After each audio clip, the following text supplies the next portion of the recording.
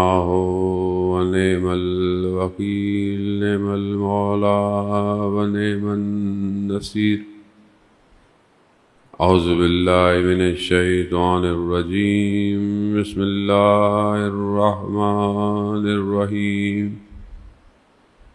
الحمد لله الذي يؤمن الخائفين وينجي الصالحين ويجزع المستكبرين ويهلك ملوكا ويستخلف آخرين والصلاة والسلام على رسول الثقلين محبوب رب المشرقين والمغربين جد الحسن والحسين نبینا سیدنا بالقاسم محمد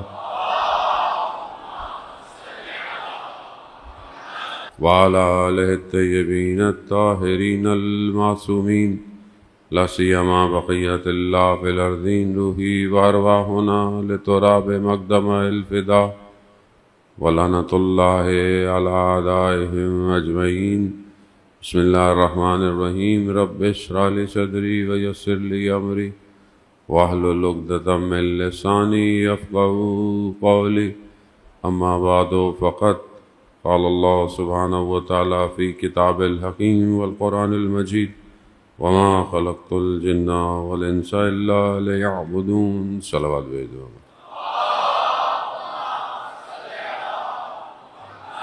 عزیزان سید الشہداء ماہ محرم الحرام کی 5ویں اور 6ٹھی کی شب امام حسین علیہ السلام کا یہ کارواں تیزی سے اپنے منزل اور مقصد کی طرف بڑھ رہا ہے۔ جیسے کہ آپ کی خدمت میں عرض یہی کیا کہ امام تک پہنچنے کے لیے امت کی ضرورت ہوتی ہے، اور امت جب تک اطاعت نہ کرے تو امت نہیں بن پاتی۔ بکھرے ہوئے لوگ، جماعتیں، قومیں، قبیلے، گروہ ہوتے ہیں، مگر جب سب سے بالا تر ہو جائیں تو پھر امت تشکیل پاتی۔ اسلام امت کی دعوت دیتا ہے، وحدت کی دعوت دیتا ہے، چاہے آپ کسی بھی رنگ اور نسل سے ہوں، چاہے آپ کوئی بھی زبان بولتے ہوں۔ اسلام ہے ہی امنیت کا مذہب، امن دیتا ہے، سلامتی دیتا ہے، وہ یہی کارواں ہے۔ مشکل ہمیشہ سے انسانیت کو ابلیس سے ہے، کیونکہ ابلیس نے خدا کی بارگاہ میں فرصت مانگی کہ میں ان کو ورگلاؤں گا، میں ان کو اغوا کروں گا، سوائے مخلصین بندوں کے۔ اسی لیے پروردگار نے ہر دور میں اپنے مخلصین بندوں کو رکھا تاکہ وہ اس امت کی ہدایت کر سکے۔ وہ شخص کہ جو خود خطا کا عنصر رکھتا ہو وہ ہادی نہیں ہو سکتا۔ ہادی وہی ہے کہ جو معصوم ہے، خطا سے بھی معصوم۔ سید الشہداء نے امت کی اس غفلت کو جب دیکھا مسلمانوں کی، تو اپنے پورے وجود کو خدا کے لیے کربلا میں پیش کیا۔ دیکھنے کو ایک چھوٹی سی جگہ ہے، مکان کے حساب سے، تاریخ کے حساب سے، زمانے کے حساب سے 61 ہجری ہے، کچھ نہیں ہے وہاں، ایک بیاباں ہے، ایک دشت ہے، لیکن سید الشہداء نے اس ایک دشت کو ایسا آباد کیا کہ قیامت تک کے لوگ اس سے ہدایت پاتے رہے۔ وہ صدا روز عاشوراء ختم نہیں ہوئی جو امام نے جو ہے وہ استغاثہ بولا، حل من ناصر، ہے کوئی میری مدد کرنے والا؟ قیامت تک یہ صدا گونجتی رہے گی، اور جو اس پہ لبیک کہے گا وہ اس کارواں میں شامل ہوتا رہے گا۔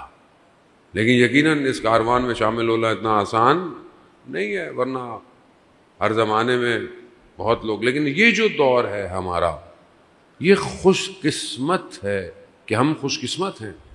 ہم ایک ایسے دور میں ہیں جہاں پر امام کا کارواں پورے موجوں پر خروش کے ساتھ لہروں کو کاٹتا ہوا منزل کی طرف بڑھ رہا ہے۔ یہ دور تشیع کی سر افرازی کا دور ہے، یہ دور ولایت کے پرچم کو بلند کرنے کا دور ہے۔ وہ ہم سے پہلے کتنے زمانے گزر گئے، کتنے، ہر بندے نے کوشش کی، ہر بندے نے اپنی سٹرگل کی، ہر بندے نے اپنا حصہ ڈالا، تبھی تو ہم یہاں پہنچے ہیں۔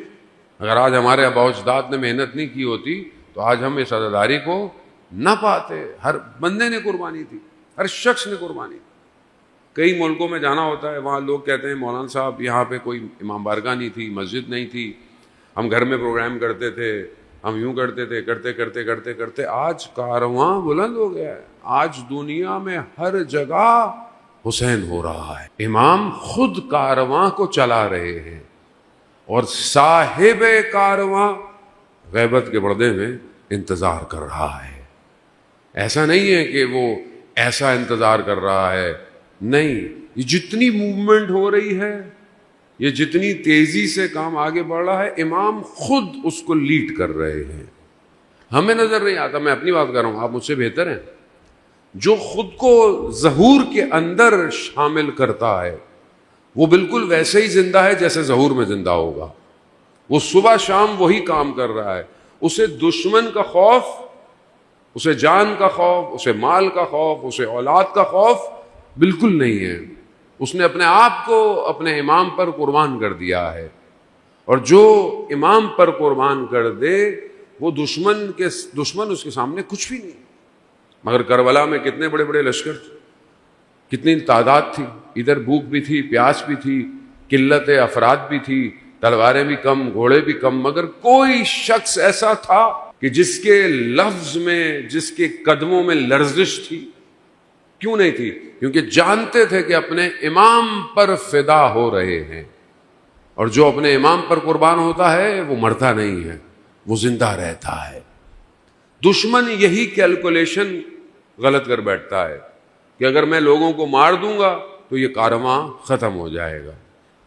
حالیہ جنگ میں ہونے والے واقعات آپ کے سامنے ہیں کہ دشمن نے یہی سمجھا کہ شاید میں کچھ کی پوسٹ پہ لوگوں کو، سائنٹسٹ کو، جرنلز کو مار دوں گا تو یہ جو نظام ہے، جو ولایت علی ابن ابی طالب پر قائم ہے، یہ جو انقلاب ہے، اللہ صلی علی محمد، یہ نظام گر جائے گا۔ مگر یہاں پر اللہ جسے بچا کر رکھے، اللہ جسے حفاظت کے ساتھ رکھے، اسے دشمن کچھ نہیں کہہ سکتا۔ آج پوری دنیا، دشمن کی طاقت کیا ہے کہ کسی طریقے سے اس نظام کو گرا دے، کسی طریقے سے ان ہستیوں کو جنہوں نے اس نظام کے پرچم کو ہاتھ میں اٹھایا ہوا ہے۔ آپ کے سامنے آیت اللہ حسن زادہ عاملی، بہت بڑے عالم، بہت بڑے فلاسفر، خدا ان کے درجات بلند فرمائے، وہ عارف آدمی تھے۔ وہ خود فرماتے ہیں کہ تم اپنے کانوں کو رہبر معظم کے لبوں پر رکھو کہ وہ کیا کہہ رہے ہیں۔ کیوں؟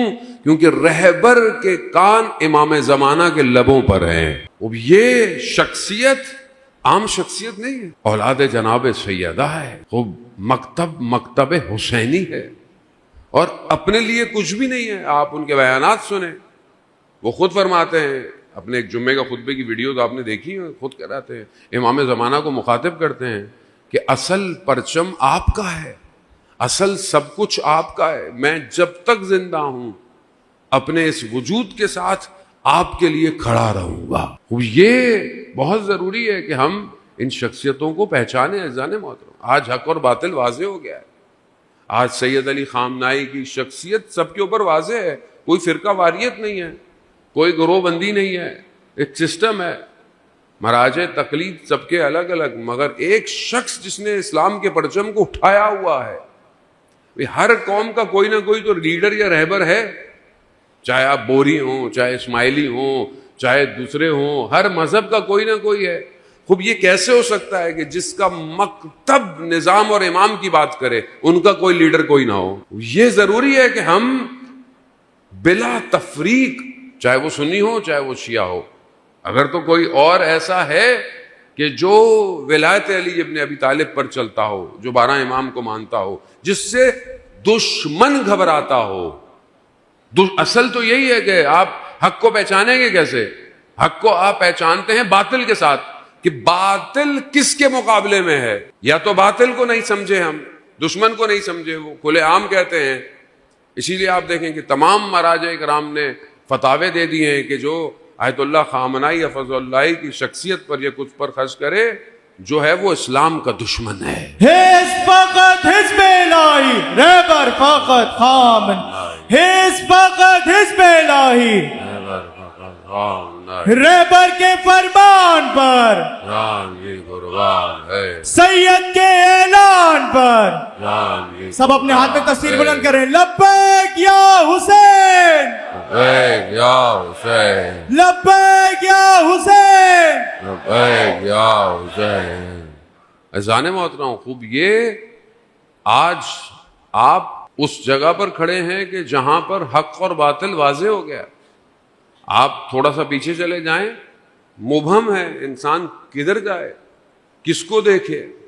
اگر آج بھی حق اور باطل واضح نہیں ہو رہا تو پھر ہم خود پیچھے رہ جائیں گے. کارواں امام حسین کا نہیں رکے گا، وہ جا رہا ہے اور وہ جاتا رہے گا. حق کو پہچاننا آسان نہیں ہے. کیوں اتنے سارے لوگ اصحاب رسول خدا تھے مدینہ کے اندر. جناب عمار بزرگ ہیں، بابصیرت ہیں. رسول خدا حضرت محمد مصطفیٰ صلی اللہ علیہ وآلہ ان کی خدمت میں آئے، ان کی خدمت میں آئے اور کہا یا رسول اللہ میں آپ کے بعد فتنے دیکھ رہا ہوں، سازشیں، فتنہ، میں کہاں جاؤں، کس طرف حق کو پاؤں گا. جب یہ گفتگو کر رہے تھے تو مولا متقیان چلتے ہوئے نظر آئے. تو رسول خدا صلی اللہ علیہ وسلم نے فرمایا عمار، پوری دنیا کے لوگ ایک وادی میں ہوں اور علی ایک وادی میں ہو تو حق علی کی طرف ہے. اب یہ کیوں ہے؟ فارمولہ یہی ہے. فارمولہ کیا ہے؟ فارمولہ دے دیا رسول خدا نے. حق علی کے ساتھ ہے اور علی حق کے ساتھ ہے. آج آپ دیکھ رہے امام علی کدھر؟ کون امام علی کو مانتا ہے؟ دنیا کے سارے لیڈر، دنیا کے سارے رہبر، دنیا کے سارے حکمراں کس کی اطاعت کرتے ہیں؟ اور اطاعت ایسی نہیں لفظوں والی نہیں، ہاں اطاعت جو کردار سے نظر آئے، کردار سے نظر آئے، ہیبت نظر آئے، وہ جلالت نظر آئے. وہ کہاں ہے؟ واضح. اور دشمن نے پوری سازش یہی کرتا ہے کہ ہمیشہ مسلمانوں کو توڑے ٹکڑے کرے. عزیزان محترم، ہمیں مشترکات یعنی کامن چیزوں پہ اکٹھا ہونا پڑے گا. ظلم ہو رہا ہے، ظلم ہو رہا ہے پوری دنیا میں، ظلم کے مقابلے میں اکٹھا ہونا پڑے گا. وہ مشترکات ہے. ظلم ہے. فلسطین، غزہ، اس ٹائم سچویشن آپ کے سامنے ہے پوری دنیا پر. مشترکات اللہ، رسول، قرآن اور ولایت کو ہر کوئی جتنا بھی اپنے درجے کے حساب سے مانتا ہے مانے. آپ بعض اوقات زبردستی تو کسی کو نہیں کروا سکتے، لیکن بہرحال ہر کوئی مانتا تو ہے جتنے درجے پہ مانتا ہے. سب سے چیز جو کامن ہے، جو ہماری گفتگو کا محور بھی ہے، وہ کون ہے؟ امام زمان عجل اللہ تعالی فرجہ شریف. صلی اللہ علیہ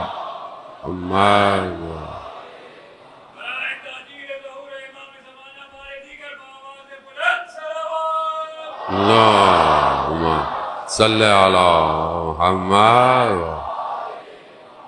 خوب امام ہر مکتب میں لوگ ان کا انتظار کر رہے ہیں. میں نے آپ کو 2-3 دن بحث کی کہ انسان اضطراب، مضطرب، دعا کی اجابت اور بہرحال پھر امام کی خصوصیات. بہرحال آپ کی خدمت میں احادیث روایات لے کر آیا کہ ہم امام کو پہچانیں. امام کو پہچاننا بہت ضروری ہے کہ ہم یہ دیکھیں کہ کس مکتب میں امام جو ہے وہ کس طرف دعوت دے رہا ہے. جتنے بھی مکاتب ہیں، جتنے بھی سارے مکتب ہیں، سب ایک منجی کا انتظار کر رہے ہیں، نجات دینے والے کا انتظار.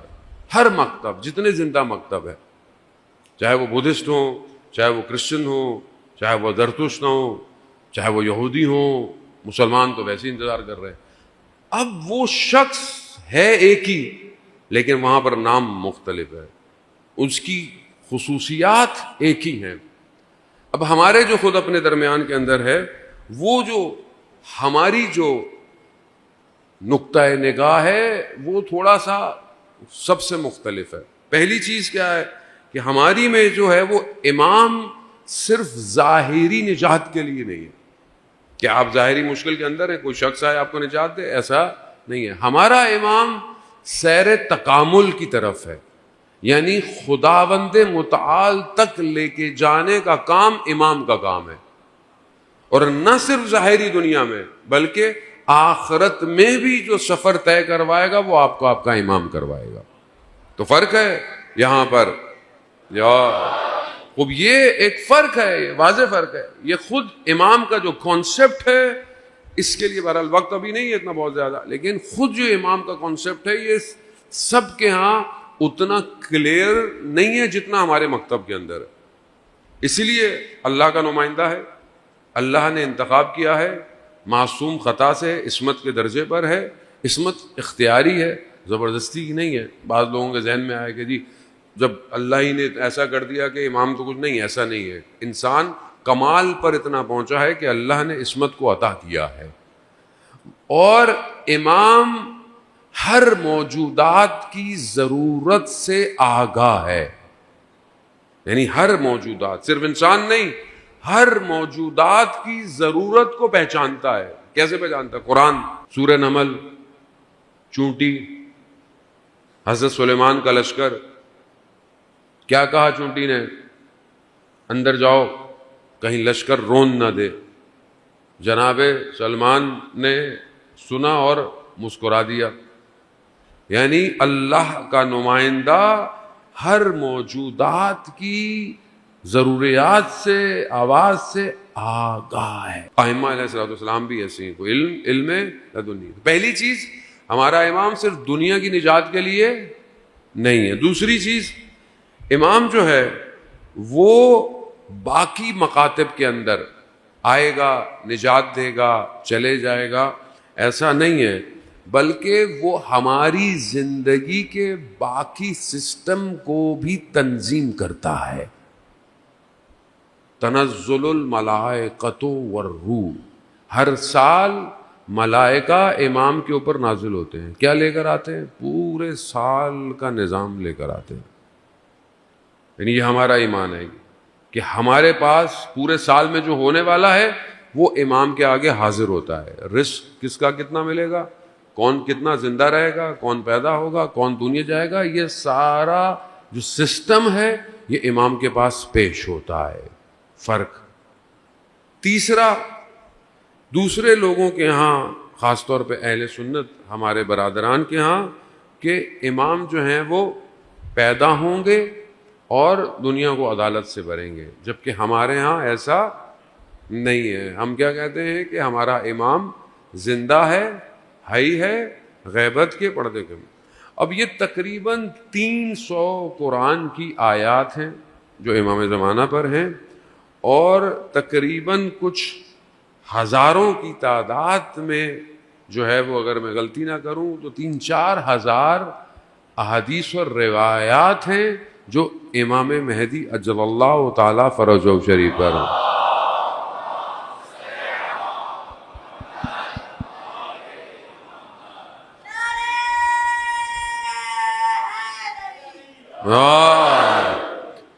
تک اللہ اکبر.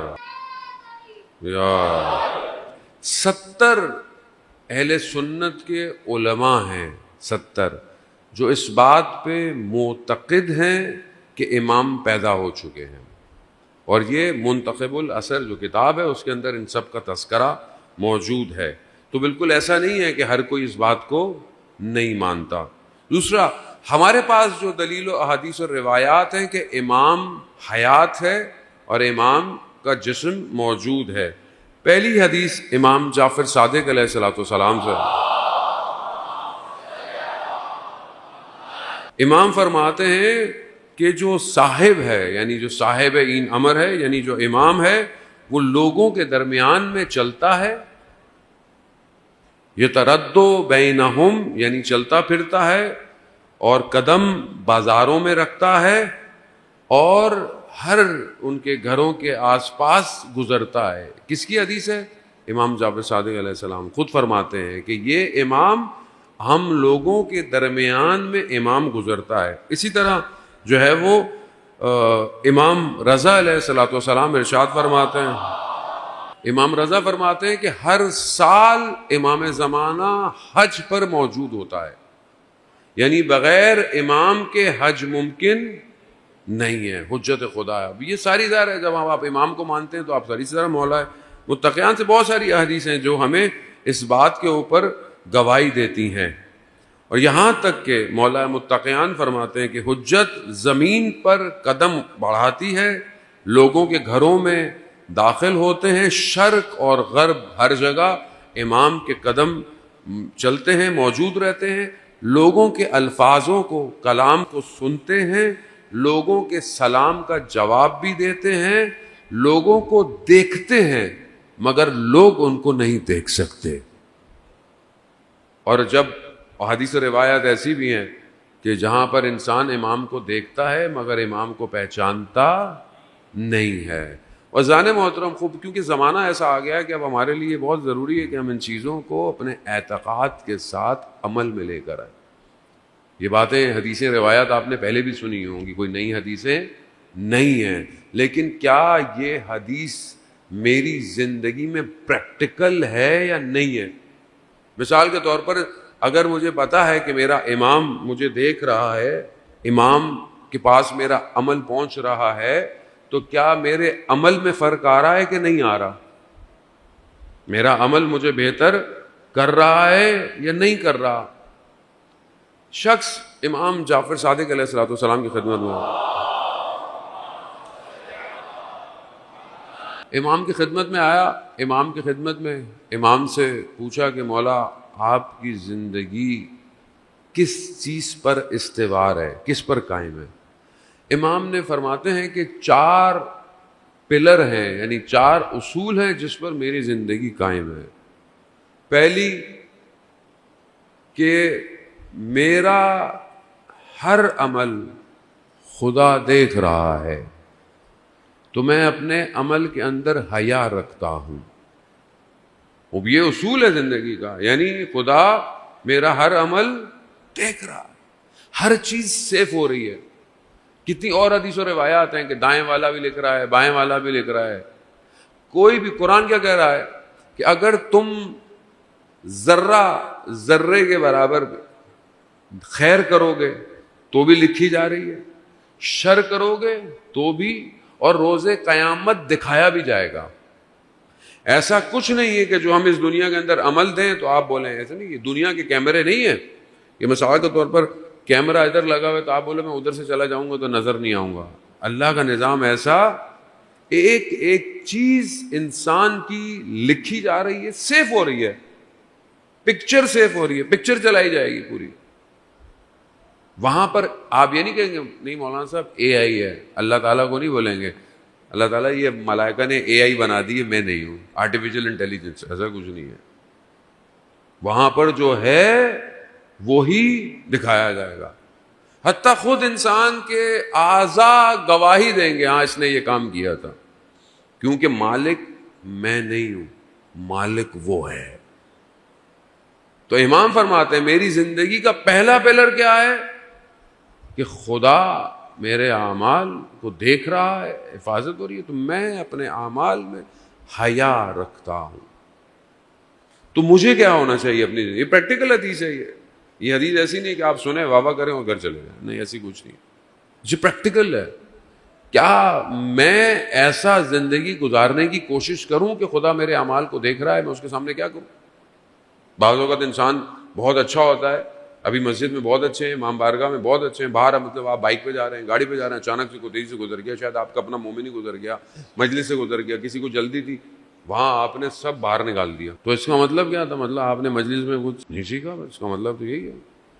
یا مثلا آپ انتظار کر رہے ہیں کسی دوست کا، آپ کے ساتھ آیا، وہ نیاز لینے تھوڑی دیر زیادہ رک گیا، تھوڑی دیر بعد آپ کو غصہ آ گیا، مطلب میں اتنی دیر سے کھڑا ہوا ہوں. یہ فیملی ہے. کچھ بھی ہو سکتا ہے. ٹیسٹ وہیں ہوتا ہے جہاں پر روح نور کو اپنے اندر وجود میں رکھتی ہے. مجلس عزاداری نورانیت پیدا کرتی ہے, نور پہ لے کر آتی ہے.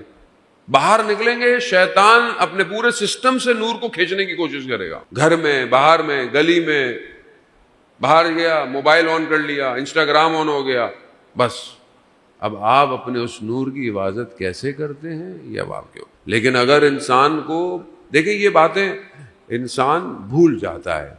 انسان ہے, انسان کا حافظہ ایسا ہی ہے. تکرار ریپیٹ کیوں ہے؟ تاکہ یاد رکھے.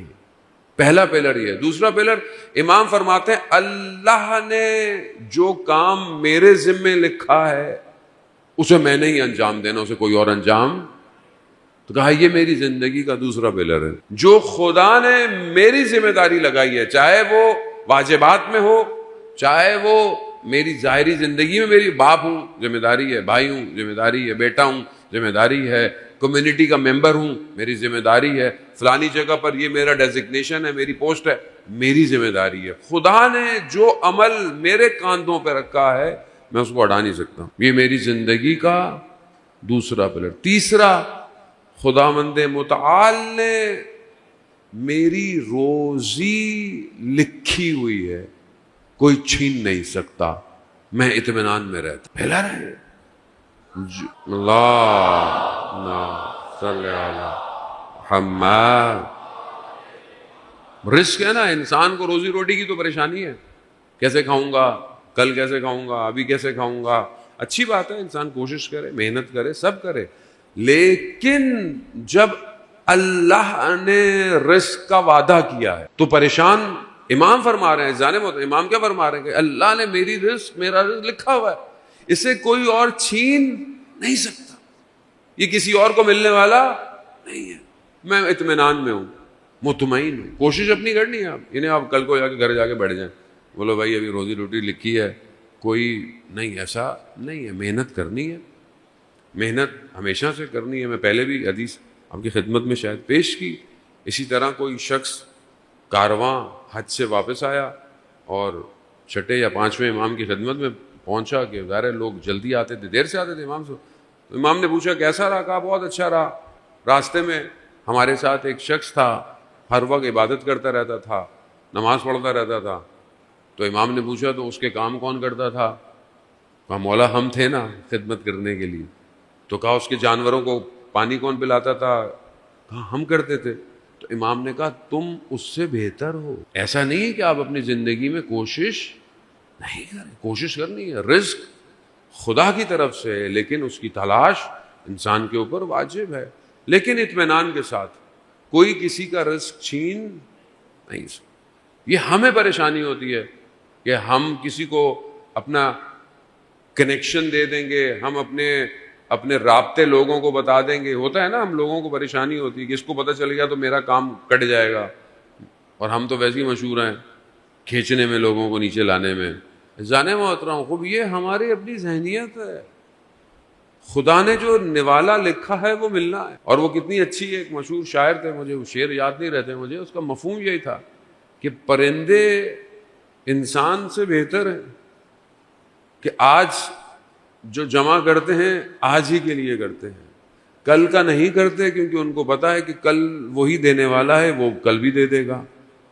اور انسان جو ہے وہ آج کے بجائے کل کے لیے جمع کر رہا ہے, جبکہ اس کو یہ نہیں پتا کہ کل زندہ بھی رہے گا یا نہیں رہے گا. آپ کے سامنے ٹیسٹ ابھی جنگ ونگ ہوئی, حالات ہوئے, آپ کو پتا ہے انسان جنگ میں کیا ہوتا ہے, حالات کیسے ہوتے ہیں. جب ہو تو آدمی کو لگتا ہے نا یار میں نے یہ بنایا, میں نے وہ بنایا, میں نے یہ بنایا, ابھی تو سب ختم ہو جائے گا. غزہ میں جو لوگ رہ رہے ہوں گے ان کے بھی تو خواب تھے نا, ہر کسی کے خواب تھے.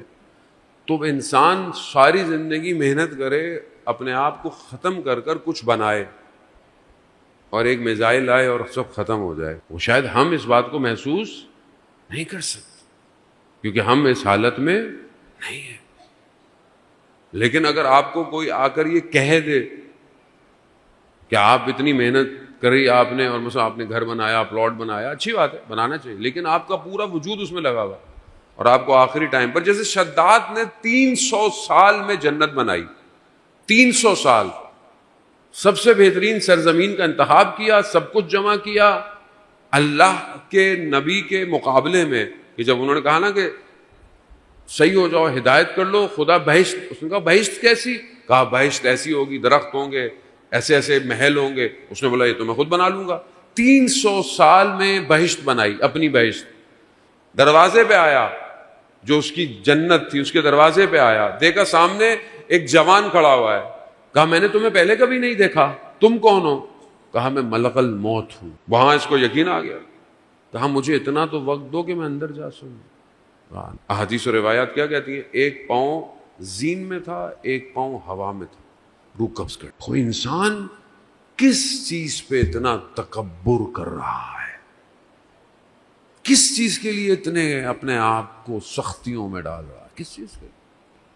جب لکھا ہے، جتنا لکھا ہے وہی ملے گا۔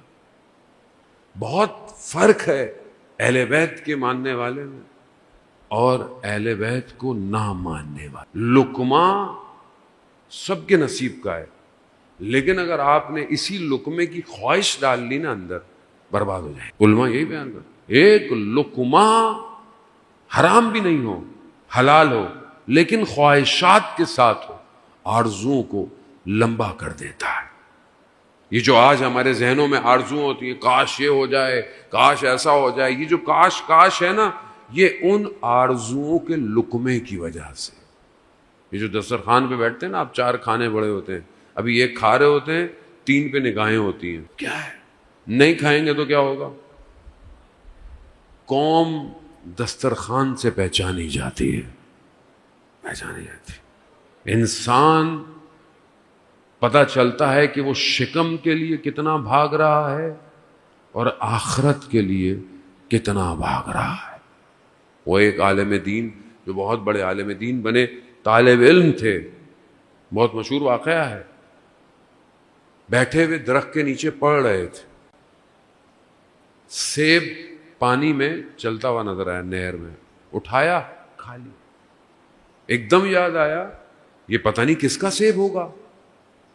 پیچھے گئے جہاں سے پانی آ رہا تھا، دیکھا سیب کے باغ سے وہ نہر نکل رہی تھی۔ اس کے مالک کو بولا کہ یہ سیب آپ کا تھا، میں نے کھا لیا، مجھے اس کو حلال کر دیں۔ اب آپ سوچیں ایک سیب تھا، ہم تو پوری پھلوں کی ریڑھی اڑا کے لے جائیں، پوچھنی نہیں کسی نے، بولا آ گئی اللہ نے دی تھی بھائی، ہمارا تو ایسی ہے، نیچے کچھ مل جائے اللہ نے دیا تو مولانا صاحب، بھائی اللہ نے دیا، کسی اور کا مال ہے۔ فقہ میں آپ کو پتا ہے سکہ بھی پڑا ہوا مل جائے نا، سال تک مال مجہول ہے، وہ ہاتھ نہیں اٹھانا۔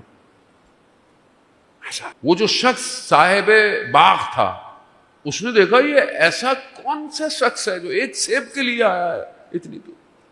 اس نے کہا میں ایک شرط پہ معاف کروں گا۔ کہا کیا؟ کہا میری بیٹی سے شادی کروں۔ کہا کر لوں گا۔ کہا مگر وہ نابینا ہے۔ کہا کر لوں گا۔ کہا وہ بہری ہے۔ کہا کر لوں گا۔ کہا وہ گنگی ہے، سن نہیں سکتی، میں کر لوں، شرط یہی ہے تو حلال کروں گا۔ کر لی اس نے۔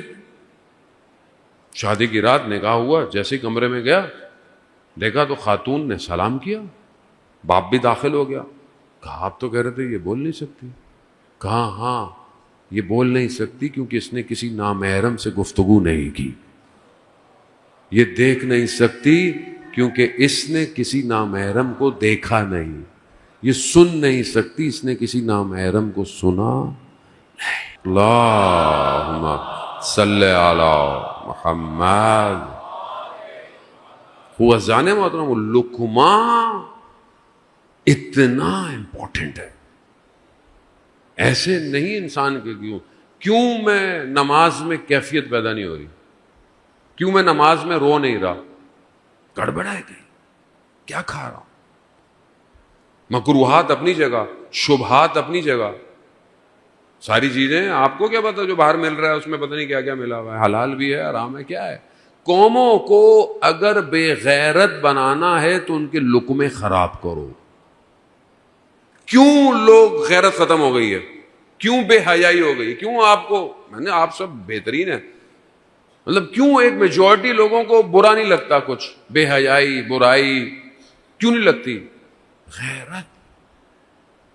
اور ہم تو ماشاءاللہ ہمارے بہت سارے مسلمان بھائی باہر جاتے ہیں تو بولو بھائی یہ ذبح شرعی ہے کہ نہیں؟ نہیں مولانا صاحب بسم اللہ پڑھیں کھا لیں. یار کیا ہے ایسے کیسے ہو؟ بھائی ذبح شرعی نہیں ہے. مرغیاں جو آپ کھا رہے ہیں، برگر، مرغیاں، میں کسی کا کاروبار بزنس خراب نہیں کرنا چاہتا، لیکن آپ خود سوچیں اثرات مرتب ہوتے ہیں. اولیاء خدا لقمے کے لیے بہت احتیاط کرتے ہیں، کیونکہ یہ اندر جائے گا تو یہ اپنا کام دکھائے گا. پہلا کام غفلت پروردگار سے، پہلا کام. امام کیا فرماتے ہیں؟ اللہ نے میرا رزق لکھا ہے، مجھے ملنا ہے، میں بنا. چوتھی اور آخری چیز امام فرماتے ہیں کہ میری موت کا دن معین ہے. میری زندگی کا چوتھا پلر کیا ہے؟ میری موت کا دن معین ہے، بس میں اس کا انتظار کر رہا ہوں. میرا اور آپ کی زندگی کا دن معین ہے، بس اس کا انتظار کر رہا ہوں. اور جو موت کا انتظار کرتا ہے وہ موت کے لیے تیار رہتا ہے.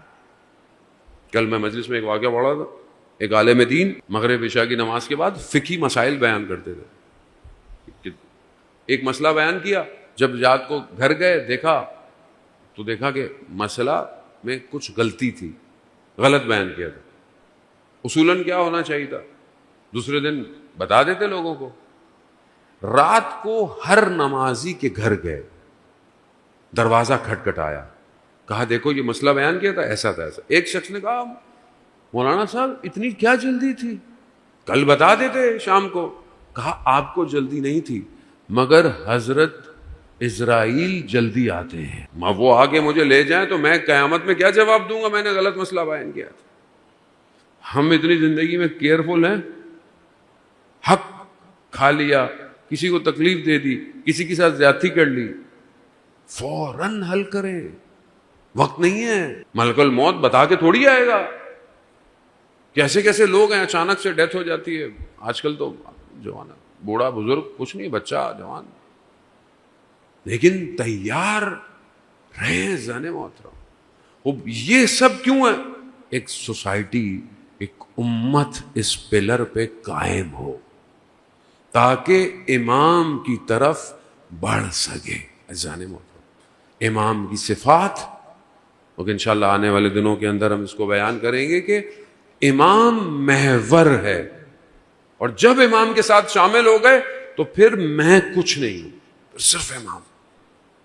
کیسی کیسی ہستیاں کربلا معلی میں اپنے وجود کے اندر خود پیکر تھی، لیکن جب امام کے سامنے آئی بس امام ہے سب کچھ. انہی میں جوان ہے، ایسا جوان کہ جب خود امام فرماتے ہیں کہ جب ہمیں اپنے نانا کو دیکھنا ہوتا تھا تو ہم علی اکبر کو دیکھتے تھے، اور جب ہم اپنے نانا کی آواز سننا چاہتے تھے تو ہم علی اکبر کی آواز سنتے. کیوں؟ اپنے خلق میں شبیہ پیغمبر ہے. ایسا جوان، اور وہ کہ جسے سید الشہداء نے تہجد کی نمازوں میں مانگا ہو. وہ کیسا جوان ہوگا کہ جسے امام تہجد کی نمازوں میں مانگ رہے. اور نہ صرف امام حسین بلکہ ہر اہل حرم کے لیے اطمینان کا باعث جناب علی اکبر تھے. جب اس پورے راستے میں کاروان میں امام حسین چاہتے تھے کہ اہل حرم کو کوئی بات سمجھائیں، جناب علی اکبر کو بھیجتے تھے. سب علی اکبر کی بات سنتے تھے. عجیب شخصیت، ایسا جوان ہے، اور اس جوان نے ایسی اذان دی ہے کہ آج تک علی اکبر کی اذان گونج رہی ہے. بغیر اذان علی اکبر کے عاشورہ ابتدا نہیں ہوتے. آپ کے سامنے ہر جگہ اذان علی اکبر عاشورہ کی ابتدا کرتی. ایسا جوان ہے. اذان موت. ہمارے جوان قربان ہوں حضرت علی اکبر پر باپ اور بیٹا ساتھ ساتھ چل رہے ہیں گھوڑے پر. ایک مقام آیا, امام حسین کی آنکھ لگی, تھوڑی دیر آنکھ کھلی, امام نے فرمایا انا للہ و انا الیہ راجعون. 2 دفعہ انا للہ و انا, 3 دفعہ امام. جناب علی اکبر ساتھ ساتھ ہیں. بابا خیریت, کلمہ استرجاع آپ کی زبان پہ کیوں جاری ہوا؟ کہا بیٹا میں نے خواب میں دیکھا ہے کہ منادی ندا دے رہا ہے کہ اس کاروان کے پیچھے موت ہے. اب اگر کوئی اور ہوتا, اصولی طور پر تو کوئی یہ کہے کہ موت ہے تو کیا سوال ہوگا, تو ہم اس موت سے بچیں گے کیسے؟ موت سے بچنے کا راستہ کیا ہے؟ نہیں. کمال دیکھیں آپ شخصیت کا. بابا کیا ہم حق پر نہیں ہیں؟ کہا نہیں بیٹا حق پر ہے. تو بابا کیا فرق پڑتا ہے, موت ہم پر آ پڑے یا ہم موت پر جا پڑے؟ یہ عزیزان محترم جوان چاہیے. اگر آج کا جوان جناب علی اکبر کو رول ماڈل نہیں بنا رہا تو پھر اس کی غلطی ہے. 8 سال ایران عراق کی جنگ ہے, جوان 16 سال کا تہران کے چھوٹے علاقے کا ہے, ہر دنیا کے غلط کام میں. ایک دن کہیں سے کیسٹ مل گئی مصائب کی, مجلس کی, سن لی, سنی, تحول آ گیا, تبدیلی آ گئی. یہ ہے مکتب امام حسین. اتنا تبدیل ہوا, جنگ پہ چلا گیا, جنگ پہ چلا گیا. ایک دن اپنے کمانڈر سے کہا میں نے ساری زندگی امام رضا کا حرم نہیں دیکھا, مجھے ڈر ہے کہ کہیں میں چلا جاؤں اور میں نے امام کا حرم نہ دیکھا ہو, مجھے چھٹی دے دے, میں ہو کیا. راستہ دور تھا, 48 گھنٹے کی چھٹی لی, حرم گیا, 2 گھنٹے زیارت کی, حرم میں گریہ کیا, سب کچھ کیا. واپسی میں سو رہا تھا بس میں, دیکھا امام تشریف لائے خواب میں. امام نے کہا حمید اسی طرح اگر چلتے رہے نا تو ہم خود تمہیں لینے آ جائیں گے. جوان چاہیے. آج امام زمانہ کو جوان چاہیے. جان محترم علی اکبر پر رونے والوں, وقت کا امام علی اکبر کے راستے پر چلنے والا جوان مانگ رہا ہے کہ اس طرح چلتے رہو, ہم خود تمہیں لینے آئیں گے. وقت گزر گیا, اس نے اپنی جگہ پر جہاں یہ رہتا تھا پادگان میں جو چھاونی تھی, اس نے قبر کھودی ہوئی تھی. قبر, آدھی رات کو اٹھتا تھا, قبر میں عبادت کرتا تھا, راز و نیاز کرتا تھا, گریے کرتا تھا. کہا یا امام رضا جو وعدہ کیا ہے انتظار کر رہا ہوں, لینے آئیے گا. یہی ہوا. وقت آیا, کہیں آپریشن تھا, سب لوگ کہا میں جاؤں گا میں. اس نے کچھ نہیں کہا. کمانڈر نے کہا تم نہیں کہو گے؟ کہا مجھے لینے والے خود آئیں گے. کہا چلو. جاتے ہوئے سب کو خداحافظ کہا, کسی کو سمجھ میں نہیں آیا. جب شہید ہو گیا تو وصیت نامہ کھولا تو اس پہ وقت اور جگہ لکھی ہوئی تھی کہ میں کہاں شہید ہوں گا.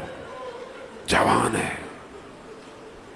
موت ہم پر آ پڑے یا ہم موت پر جا پڑے. عزاداران موت, یہ جوان ہے. روز عاشور رخصت طلب کیا جناب علی اکبر نے, خیموں میں گئے, اہل حرم میں گریہ ہوا.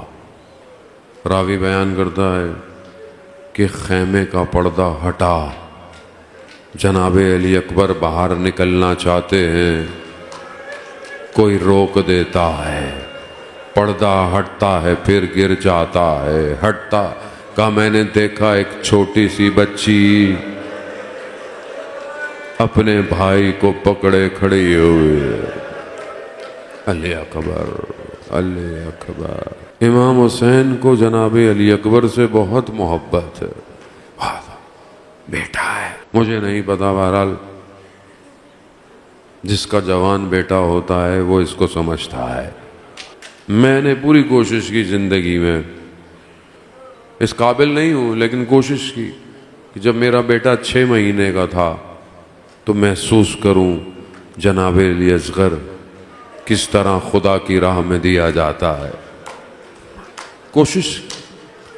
آج میرا بیٹا 18 سال کا ہے.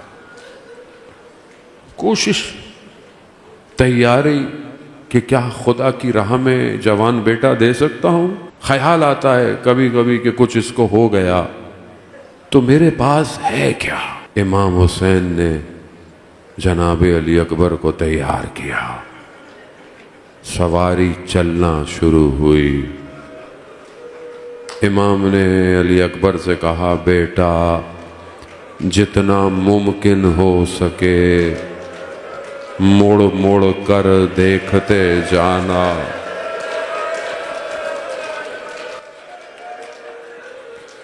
بیٹا جتنا ممکن ہو سکے. مولا بیٹا ہے. کہا علی اکبر مڑ مڑ کر دیکھتے جانا. علی اکبر. جناب سکینہ سے روایت بیان ہوتی ہے کہ جب بھائی علی اکبر چلے گئے نا امام حسین خاک پر بیٹھ گئے. اجڑ گیا. کیا جناب علی اکبر حضرت عباس کے شاگرد ہیں، علی ابن ابی طالب کے پوتے ہیں. جنگ لڑی، واصل جہنم کیا. لڑتے لڑتے جنگ میں واپس آئے، بابا کی خدمت میں پہنچے. امام نے پوچھا علی اکبر کیا ہوا؟